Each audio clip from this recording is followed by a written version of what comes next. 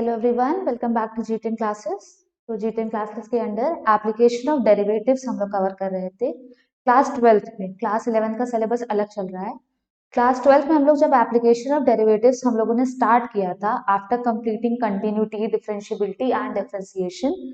तो स्टार्टिंग में ही हमने आपको बताया था कि एप्लीकेशन ऑफ डेरिवेटिव्स में हम लोगों को 6 चीजें पढ़नी है। 6 चीजों में 4 चीजें हमारी ऑलरेडी हमारे चैनल पे अपलोड की जा चुकी है और आज हम लोग जो पढ़ेंगे it is the 5th topic. और इसको पढ़ना बहुत जरूरी है। व्हाई? बिकॉज इसके ऊपर डिपेंडेंट है हमारा अगला लास्ट टॉपिक 6th वन। तो एक फ्लैशबैक में जल्दी से देखते हैं कि हम लोगों ने एप्लीकेशन ऑफ डेरिवेटिव्स में क्या क्या देखा था। सबसे पहले हम लोगों ने एप्लीकेशन ऑफ डेरिवेटिव्स में देखा डेरिवेटिव एज अ रेट मेजरर। उसके बाद हम लोग सेकंड पे स्विच किए थे एरर्स अप्रोक्सीमेशन यूजिंग डिफरेंशियल्स। फिर हम लोगों ने दो मीन वैल्यू थ्योरम देखी, रोलेस थ्योरम और लेग्रांजेस मीन वैल्यू थ्योरम। उसके बाद हम लोगों ने कवर किया था टैंजेंट एंड नॉर्मल। इतना कुछ पढ़ने के बाद समझ में आया होगा कि डिफरेंशिएशन पढ़ाया क्यों जाता है, डिफरेंशिएशन का यूज क्या होता है, कि डिफरेंशिएशन डिफरेंशिएट कर दिया फंक्शन को, अरे उसका करेंगे क्या, डिफरेंशिएट करके जो आंसर आया उसका करेंगे क्या। तो होप सो कि इतनी चीजें आपको क्लियर होंगी कि डिफरेंशिएशन किया क्यों जाता है, what are the various application of differentiation. उसी एप्लीकेशन की सीरीज में आगे बढ़ते हुए हमारा जो अगला टॉपिक है वो है इंक्रीजिंग एंड डिक्रीजिंग फंक्शंस। अब आप लोग बोर्ड पे देख पा रहे होंगे कि इंक्रीजिंग एंड डिक्रीजिंग फंक्शन, चलिए ठीक है, कुछ फंक्शन होगा, इंक्रीजिंग होगा, डिक्रीजिंग होगा। उसके बाद एप्लीकेशन ऑफ डेरिवेटिव्स पढ़ रहे हैं तो डेरिवेटिव्स तो होना ही चाहिए। पर वो चीज स्टार्ट करने से पहले हम कुछ चीजों से आपको इंट्रोड्यूस कराना चाहते हैं। शायद आपको पता भी हो, फिर भी आप देख लीजिएगा, ज्यादा टाइम वेस्ट नहीं होगा आपका। तो कुछ चीजें दिमाग में होनी चाहिए ना कि आप उससे मतलब इंट्रोड्यूस्ड होने चाहिए, क्योंकि वो part 2 video of this particular chapter, वहां पे वो चीजें यूज होंगी। तो वहां पे आपको बताया नहीं जाएगा, वहां पे बोला जाएगा कि रिफर टू पार्ट 1। तो उससे बेटर है कि आप पहले पार्ट 1 देख लीजिए। फाइन। तो सबसे पहले हम लोग कुछ चीजों से इंट्रोड्यूस होंगे, उसके बाद हम लोग देखेंगे कि इंक्रीजिंग डिक्रीजिंग फंक्शन होता क्या है, और फिर अगले वीडियो में हम लोग आगे के क्वेश्चन सॉल्व करेंगे। फाइन। तो सबसे पहला जो है हमारा solution to rational algebraic inequalities. Rational algebraic inequalities मतलब रैशनल होगा दैट इज फ्रैक्शन होगा, अलजेब्रिक होगा मतलब कि न्यूमरेटर और डिनोमिनेटर कैसे होंगे, पॉलिनोमियल होंगे। इनइक्वालिटी होगी मतलब कुछ less than, greater than, less than equal to, greater than equal to, कुछ ऐसी चीजें होंगी। तो 3 वर्ड्स का मतलब। वहां पे पहुंचने से पहले अगर आपको बोला जाए कि a into b is greater than 0, तो आप क्या कंक्लूड कर सकते हैं कि a is greater than 0 and b is greater than 0। ये हो सकता है, या तो ये भी हो सकता है कि a इज लेस देन 0 और b इज लेस देन 0। अगर दोनों नेगेटिव होगा तभी तो दोनों का प्रोडक्ट पॉजिटिव आएगा ना। तो ये कुछ कंक्लूजन है, ये मैं लिख रही हूँ, आपको समझ में आ रहे होंगे। अगर a into b is less than 0 मतलब दो product of two numbers is negative, इससे आप क्या कंक्लूड कर सकते हैं कि एक पॉजिटिव होगा दूसरा नेगेटिव होगा, यही हो सकता है। दैट इज कि आप कह सकते हैं कि a is greater than 0 and b is less than 0, या तो a is less than 0 and b is greater than 0, तभी दोनों नंबर का प्रोडक्ट जो है वो नेगेटिव आएगा। ठीक। उसके बाद अगर बोला जाए कि a b is greater than 0 और a भी पॉजिटिव है, तब तो कोई कंडीशन नहीं बचती है, तब तो b को पॉजिटिव होना ही पड़ेगा। वाई? क्योंकि दो पॉजिटिव नंबर का ही प्रोडक्ट पॉजिटिव आएगा। A b is less than 0 मतलब प्रोडक्ट इज नेगेटिव, और a एक ऐसा नंबर है जो कि नेगेटिव है, तो प्रोडक्ट नेगेटिव होने के लिए दूसरे नंबर को पॉजिटिव होना पड़ेगा। तो ये कुछ इनइक्वालिटीज हैं जो कि मतलब जिससे आप लोग कंक्लूड कर सकते हैं चीजों को। फाइन। अब हम लोग मूव करते हैं रैशनल अलजेब्रिक इनइक्वालिटीज। रैशनल होगी, फ्रैक्शन होगा, जैसा बोला, अलजेब्रिक होगा तो ऊपर नीचे पॉलिनोमियल होगा, इनइक्वालिटीज होगी। मतलब क्या हो सकता है, px upon q, px upon qx is greater than 0, ये हो सकता है। px upon qx is less than 0, ये हो सकता है। px upon qx is greater than equal to 0, और या तो हो सकता है px upon qx is less than equal to 0। इसके अलावा तो कोई पॉसिबिलिटी है नहीं, क्योंकि भाई रैशनल है, फ्रैक्शन हो गया, एल्जेब्रिक है तो हमने ले ही लिया कि x का फंक्शन है, और इनइक्वालिटीज है तो इन चार के अलावा तो कोई और इनइक्वालिटी होती नहीं है।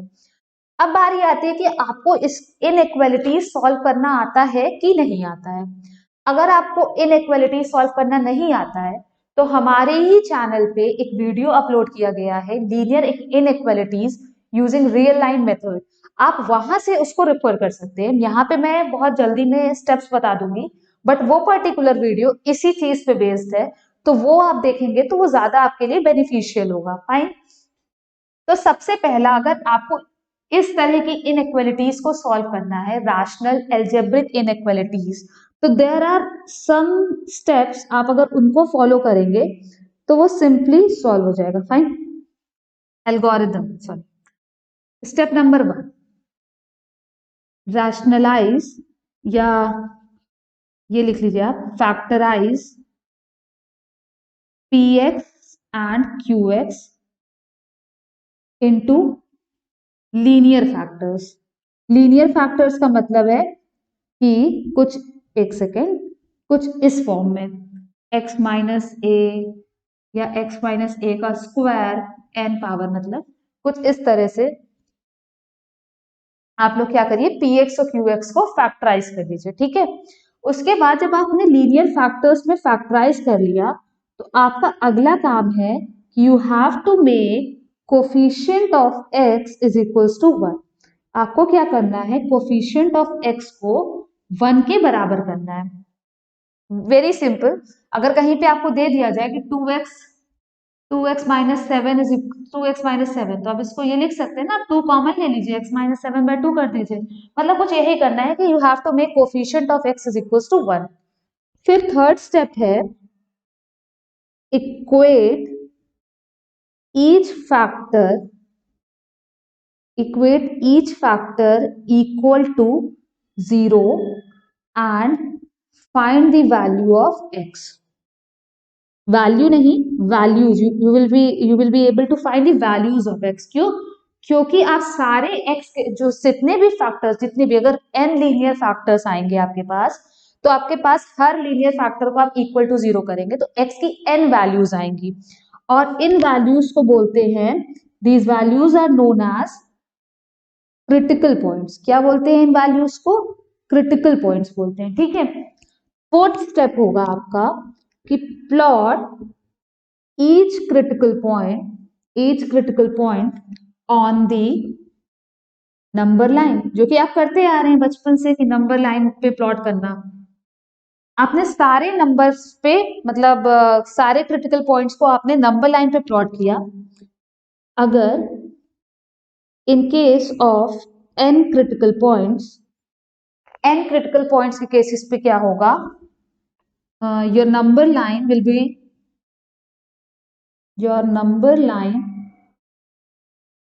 will be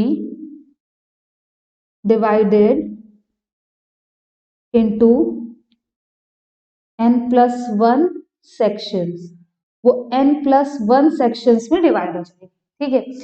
इतना आप लोग नोट डाउन करिए कि आपको सबसे पहले क्या करना है, px और qx को लीनियर फैक्टराइज करना, कि लीनियर, सारे टर्म्स लीनियर हो जाएं। Then you have to make the coefficient of x is equals to 1। हर फैक्टर को 0 के इक्वल करना है। 0 के इक्वल करने के बाद x की बहुत सारी वैल्यूज आएंगी, उनको बोला जाएगा क्रिटिकल पॉइंट। फिर आप सारे क्रिटिकल पॉइंट्स को प्लॉट करेंगे, रियल नंबर लाइन पे या रियल एक्सिस पे प्लॉट करेंगे। उसके बाद जो आपकी नंबर लाइन होगी वो, इन केस आपके पास n क्रिटिकल पॉइंट्स है, तो वो n+1 पार्ट्स में डिवाइड हो जाएगी। आपको क्या करना है, आप ये नोट डाउन करिए। उसके बाद हम एक एग्जांपल लेंगे और इस एल्गोरिथम पे काम करेंगे। सिंपल है, हो जाएगा। तो सबसे पहले आप वीडियो को पॉज करिए और ये एल्गोरिथम एटलीस्ट नोट डाउन कर लीजिए, फिर हम लोग एक एग्जांपल लेके देख लेते हैं। ठीक है। स्टेप्स बहुत सिंपल है। हम लोग एक एग्जाम्पल लेंगे, सारे स्टेप बाय स्टेप काम करेंगे, कुछ भी स्किप नहीं करेंगे, तो वो चीजें आपको क्लियर हो जाएंगी। तो वहां से जब आपको इनइक्वालिटी सॉल्व करना आ जाएगा तो फिर हम लोग अपने मेन ट्रैक पे आएंगे कि भैया इंक्रीजिंग डिक्रीजिंग फंक्शन होता क्या है। ठीक है। ये तो हमारा एग्जाम्पल था एल्जेब्रिक रैशनल इनइक्वालिटीज का। तो हम लोग क्या करते हैं कि हम लोग एक एग्जाम्पल लेके चलते हैं। एग्जाम्पल आपका मान लीजिए कुछ है, मतलब एक पी एक्स क्यू एक्स का कोई भी एग्जाम्पल, जैसे कि कुछ ले लिया हमने, x² - 2x + 5 upon 3x² plus 2x plus 5। अच्छा, कुछ ऐसा एग्जाम्पल ही लेते हैं कि मतलब ये पॉसिबल है कि इसका सॉल्यूशन होना चाहिए, तो 3x² माइनस 2x माइनस 5 आप ले लीजिए। उससे रेफर करना पड़ रहा है जस्ट बिकॉज पता चला कि फिर इमेजिनरी आ गया चीजें, इज ग्रेटर देन 1/2। ठीक है, तो सबसे पहले आपको क्या करना है कि आपको इनइक्वालिटी कैसे बनानी है, ग्रेटर देन इक्वल टू 0 वाली। तो सबसे पहले आपको करना पड़ेगा,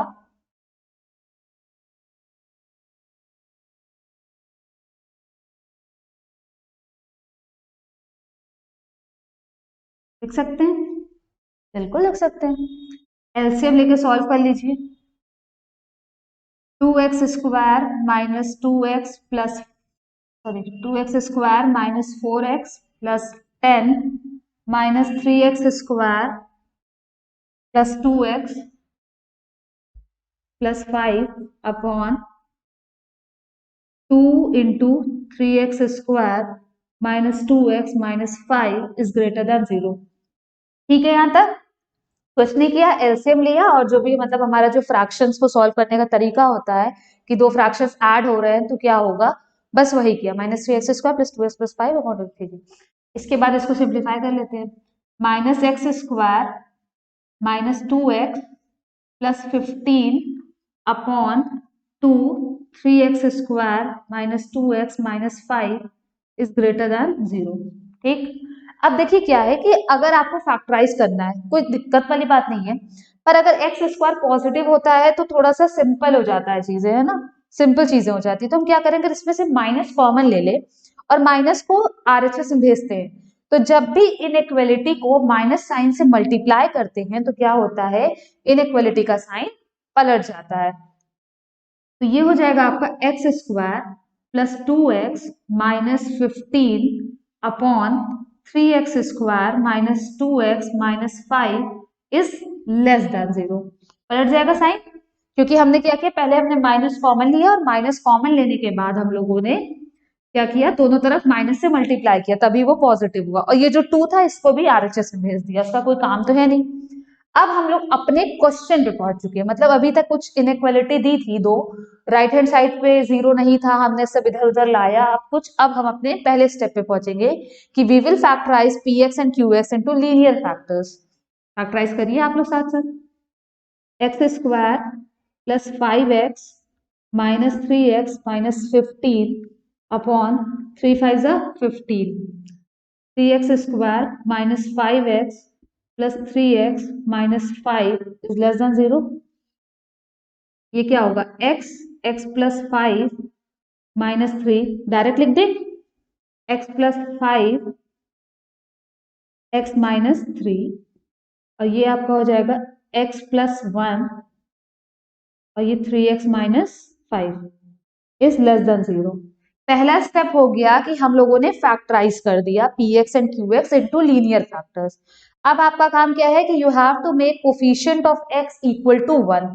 कोफिशिएंट ऑफ x 1 है, 1 है, 1 है, इसका कोफिशिएंट ऑफ x 1 करना है। यहीं पे कर दें डायरेक्ट, क्या करेंगे, 3 कॉमन ले लेंगे, तो ये 5/3 हो जाएगा और वो 3 हमने उधर भेज दिया। कांस्टेंट चीजों को नहीं रखेंगे उतना, मतलब उतना वेटेज ही नहीं देना है, पॉजिटिव आएगा तो पॉजिटिव हो जाएगा उसके साथ, नेगेटिव आएगा तो नेगेटिव हो जाएगा, कोई दिक्कत ही नहीं है। तो कोफिशिएंट ऑफ x भी 1 हो गया। अब क्या करेंगे कि we will equate each factor equals to 0 and find the values of x।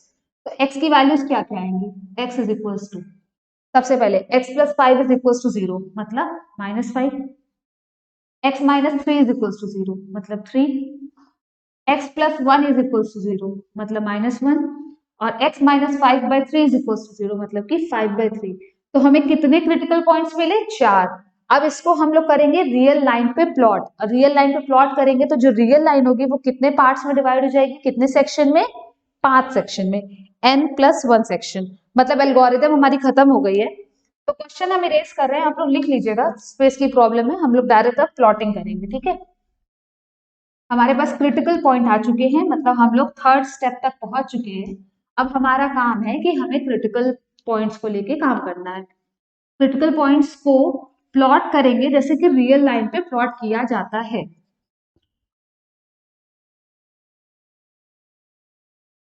-5 इधर आएगा, -5, ठीक, फिर आएगा -1, फिर आएगा 5/3 और फिर आएगा 3 आएगा। अभी हम लोगों ने हॉलो सर्कल्स बनाए हैं। वाई? क्योंकि देखिए हमको चाहिए लेस देन 0। अगर हमने इन सब के नहीं कहेंगे, -5 और 3 के मतलब जो न्यूमरेटर से आ रहे हैं क्रिटिकल पॉइंट्स, इनके बराबर वैल्यू रख दिया तो 0 के बराबर हो जाएगा। 0 के बराबर नहीं चाहिए, इसलिए हम लोगों ने रखा हॉलो सर्कल। ठीक है, हॉलो ही है सब। और उसके बाद जो डिनोमिनेटर से क्रिटिकल पॉइंट्स आए हैं -1 और 5/3, अगर हम उसकी इक्वल रख देंगे तो डिनोमिनेटर 0 हो जाएगा, और ये तो बिल्कुल नहीं चाहिए। मतलब इनकेस यहाँ पे इक्वलिटी लगी होती तो इसको हम लोग फिल्ड सर्कल बनाते हैं, क्योंकि इसके इक्वल हो सकता है, लेकिन अभी यहाँ इक्वलिटी नहीं लगी है तो यहाँ पे हमको हॉलो सर्कल ही बनाना पड़ेगा। कितने सेक्शन में डिवाइड हुई आपकी रियल लाइन? 1 2 3 4 5, जो कि लिखा था कि n+1 सेक्शन में डिवाइड हो जाएगी। अब आपको क्या करना है, तरीके तो बहुत है, बहुत सिंपल सा तरीका है, लेकिन आपको एक थोड़ा सा लेंदी प्रोसीजर बताया जाएगा। वाई? बिकॉज उससे सारे क्वेश्चन हो जाएंगे। आप सारे फैक्टर्स को ऐसे लिख लीजिए, ठीक है।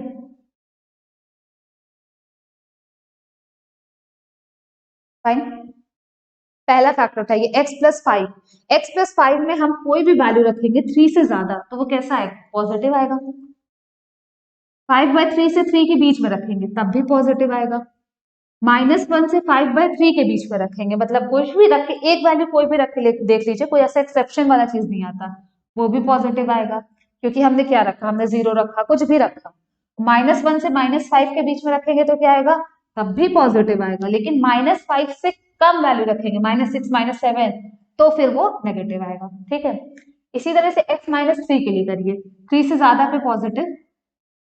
5/3 कितना होता है? 1.6 समथिंग, 1.6 से लेके 6.3 के बीच में रखेंगे तो कुछ आएगा आपका 2 बीच में एक वैल्यू मान लीजिए, तो ये आएगा आपका माइनस में आएगा। इसको हटा देते हैं। उसके बाद क्या होगा? उसके बाद आप कुछ भी रखिए हर इंटरवल में, ऐसे करके इंटरवल से काम करते हैं, डिवाइड ही कर लेते हैं। ठीक है, इस इंटरवल में रखेंगे आप -5/3 से -1 के बीच में, तो क्या आएगा? नेगेटिव आएगा। यहाँ भी नेगेटिव आएगा और यहाँ भी नेगेटिव आएगा। मतलब क्या होता है ना कि एक बार नेगेटिव शुरू हो गया तो फिर वो नेगेटिव ही चलता है, जब तक नहीं आ रहा तब तक नहीं आ रहा।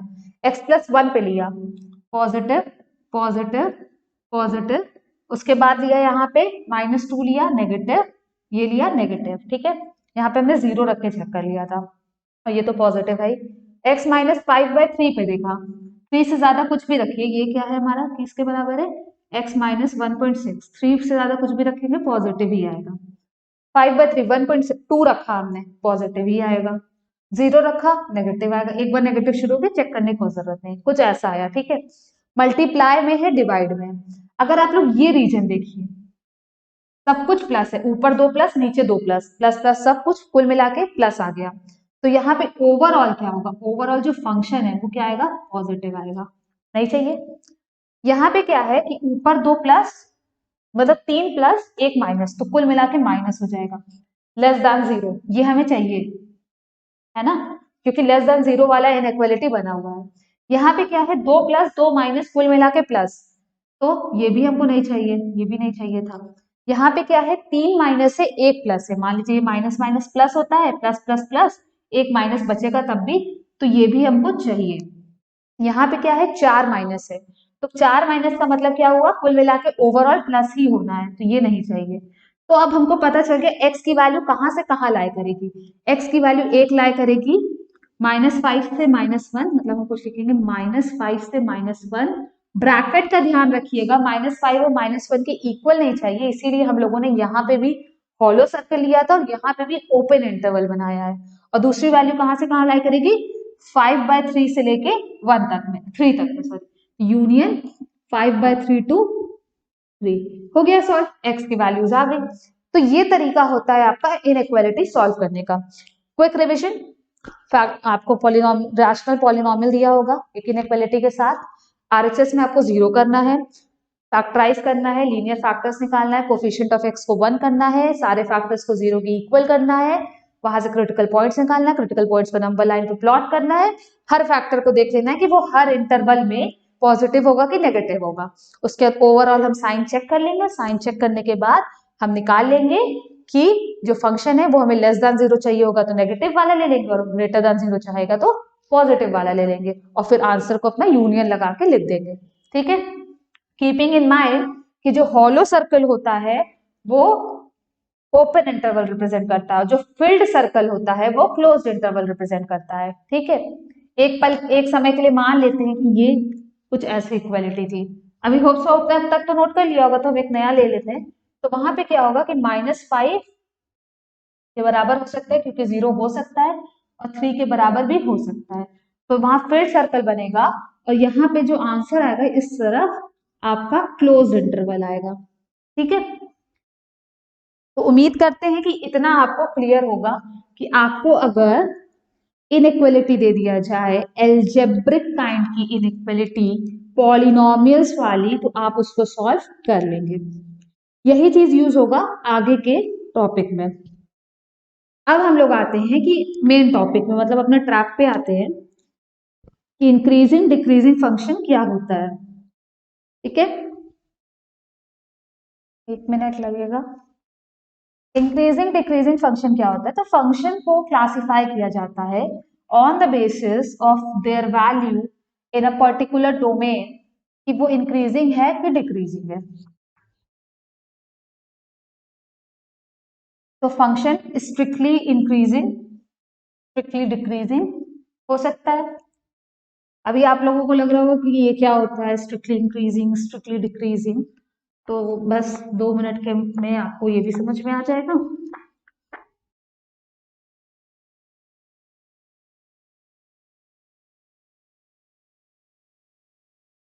साथ साथ लिखते जाइएगा। Strictly increasing function, strictly increasing function क्या होता है कि if a function is defined, if a function fx is defined in the interval a comma b में एक फंक्शन को आपने डिफाइन किया है, तो फॉर दो वैल्यूज हमने लिया x1 x2 जो कि इसी इंटरवल में बिलोंग करेगा, तो अगर x1 की वैल्यू x2 से ज्यादा है, इसका मतलब होगा कि f ऑफ x1 की वैल्यू भी f ऑफ x2 से ज्यादा ही होगी, तो फंक्शन कहलाएगा स्ट्रिक्टली इंक्रीजिंग। स्ट्रिक्टली इंक्रीजिंग का मतलब क्या हो गया कि बढ़ती हुई x की वैल्यू के साथ, बढ़ती हुई x की वैल्यू के साथ y की वैल्यू, मतलब f ऑफ x की वैल्यू जो है वो भी बढ़ रही है। f ऑफ x कुछ ऐसा, x की बढ़ती वैल्यू के साथ y की वैल्यू भी बढ़ रही है, कुछ ऐसा।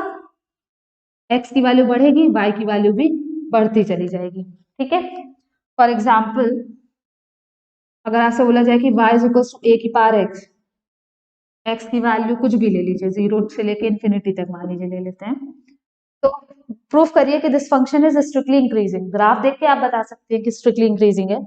पर अगर आपने लिया late x1 x2 belongs to interval 0 to infinity, x1 is greater than x2, तो बस आपको लिखना है दैट इज इट कि a की power x1 is greater than a की पावर x2 implies, इम्प्लाई क्या इम्प्लाई करेगा ये a की पावर, हाँ a इज ग्रेटर देन 0, ये भी कंडीशन जरूरी है। अगर a ग्रेटर देन 0 नहीं हुआ, मतलब फ्रैक्शन में हुआ, तो कंडीशन बदल जाएगी। इम्प्लाइज कि f ऑफ x1 जो है वो f ऑफ x2 से ज्यादा है, तो क्या मतलब हुआ कि फंक्शन जो है वो स्ट्रिक्टली इंक्रीजिंग है। कुछ होता नहीं है, जो बेसिक क्वेश्चन आता है ना वो फंक्शन दे देगा, डोमेन दे देगा, फाइंड कर, you have to prove the function is strictly increasing, तो कुछ दिक्कत ही नहीं है। दो वैल्यू लीजिए x1 x2 की वेरिएबल, ये नहीं कि उठा के 1 और 2 वैल्यू ले लिया, बस all you need two is कि आपको पता होना चाहिए लिखना क्या है। x1 is greater then x2 मतलब a की power x1 is greater than a की पावर x2 मतलब f of x1 is greater than f of x2, तो फंक्शन कैसा होगा strictly increasing. Simple. Moving to the next topic, strictly decreasing. पहले आप इतना नोट डाउन कर लीजिए, स्ट्रिक्टली डिक्रीजिंग। स्ट्रिक्टली डिक्रीजिंग का मतलब बस खत्म, कि बढ़ती x की वैल्यू के साथ y की वैल्यू घट रही है, बढ़ती x की वैल्यू के साथ y की वैल्यू घट रही है। दिक्कत ही नहीं है। एक्स की वैल्यू बढ़ा रहे हैं, वाई की वैल्यू घट रही है। ठीक है, इस तरह के फंक्शन को बोला जाता है फंक्शन इज स्ट्रिक्टली डिक्रीजिंग। किस इंटरवल में? a comma b. कुछ ऐसा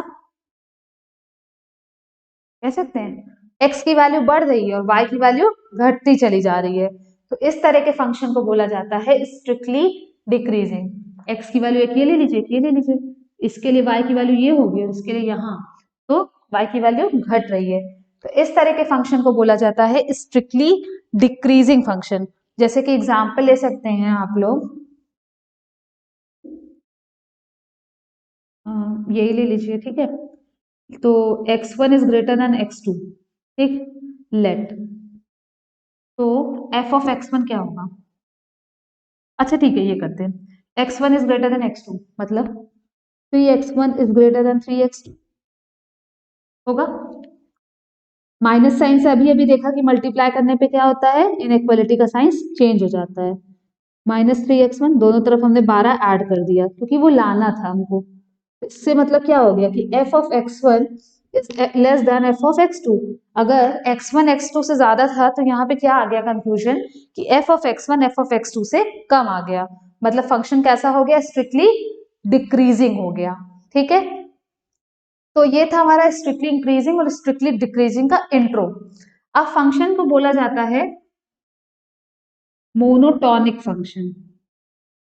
एक टर्म आता है that is it. Monotonic function क्या होता है कि इफ अ फंक्शन